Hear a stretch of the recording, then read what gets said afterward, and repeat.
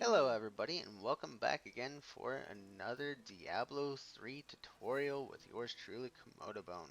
So in today's video I'm going to be showing you how to do the Hungering Arrow for the Season 22 for the Demon Hunter. So to do this build you want to get the 6 pieces of the Deadland set, and then you're going to want to go with the Hunter's Wraps, preferably with the Hungering Arrows so you can get more damage and so that your primary skill will do more damage and also shoot a little bit faster.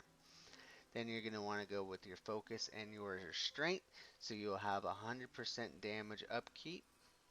You're going to want to have a Dawn, so it's going to have more cooldown so you can pop off your Vengeance so you can be able to do more damage and be able to survive a lot more better.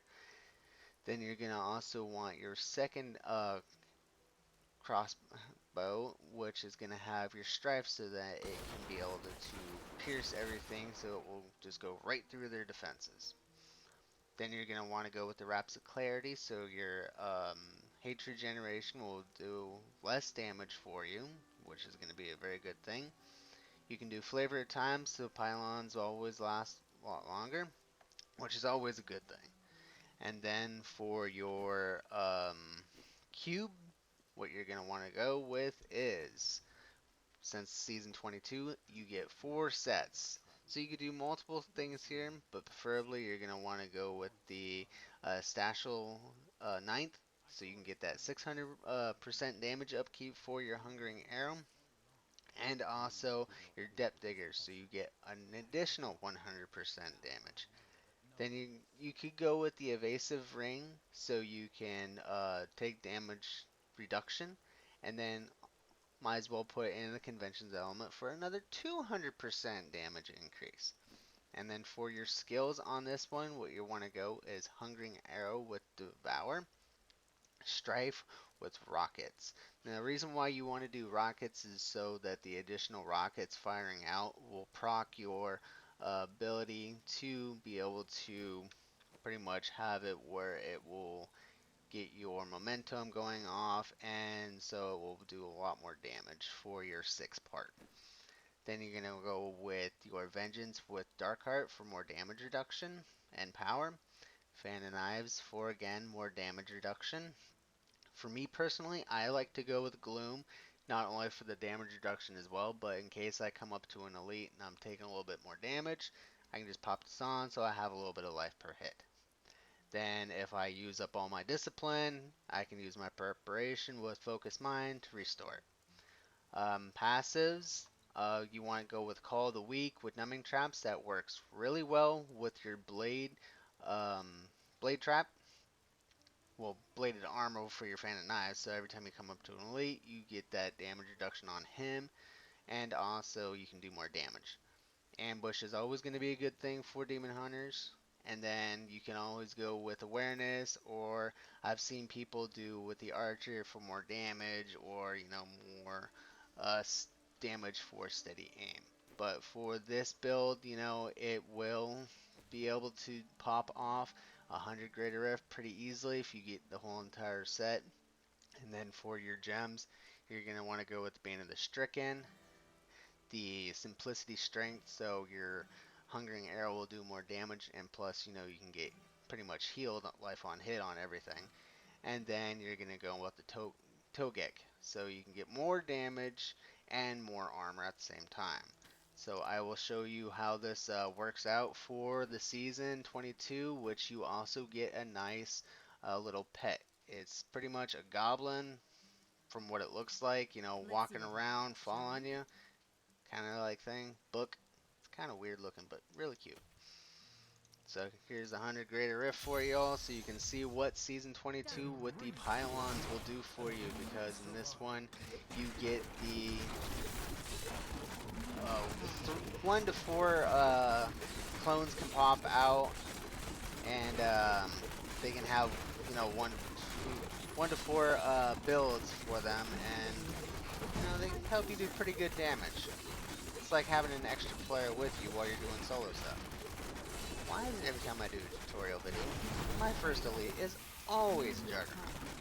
That's just crazy. So I am doing my main ability right now, which is my Hungering Arrow, automatic, or not automatically, but manually, so I can get my 20 stacks of momentum. So that will help me get more movement speed on the board. So then I can just go focusing on just going straight for elites and not worrying too much about trash unless there's an extremely big pack of trash. And then that's when I'll stop for a second and just smoke them, like right now. That's a big pile of trash. So just take a few seconds. And then another thing is I want to also make sure I hit my Hungering Arrow manually so I can activate my focus and my restraint. So that will help keep up more of that upkeep damage. And then also, if I need to, I mean, we don't have to really worry about doing the manually of the Hungering Arrow, because when we're doing Strafe, it's automatically doing it, and so it's going to activate our Wraps of Clarity, which it kind of activated our focus and restraint, but it doesn't do that. So we have to do that manually. So it gets pretty easy, especially when you come up to your first elite, depending on what it is. You can get that, you know, pretty much progression right off the bat, but then as soon as you find any type of shrine, it's all over depending on whatever it is. I mean, all of it's good. Me personally, I like the conduit and the speed for this build, just because then I can just fly from elite to elite and not have to worry about any of the trash. Because the trash will just die instantly as I get near it. Alright, so that's the shielding, so that's dead. Alright, get my momentum up a little bit. Now I just got a little bit low on health, so I just popped up my Gloom, so then I can just get some life for heads.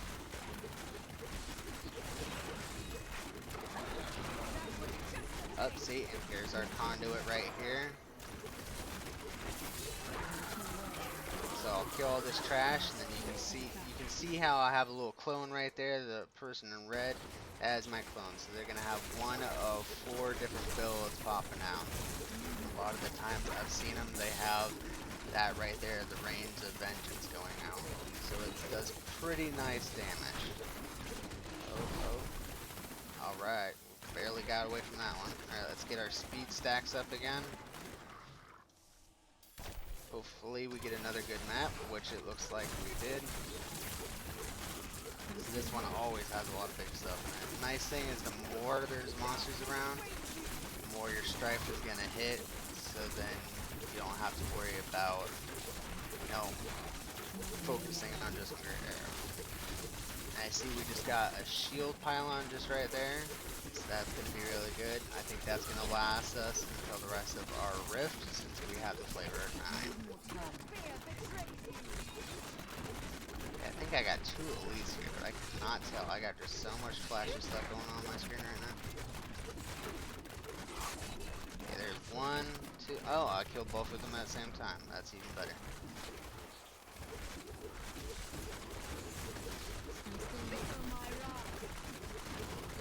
Alright, so we're at 97% here. We might find another pylon. But nope. Boss popped up right there.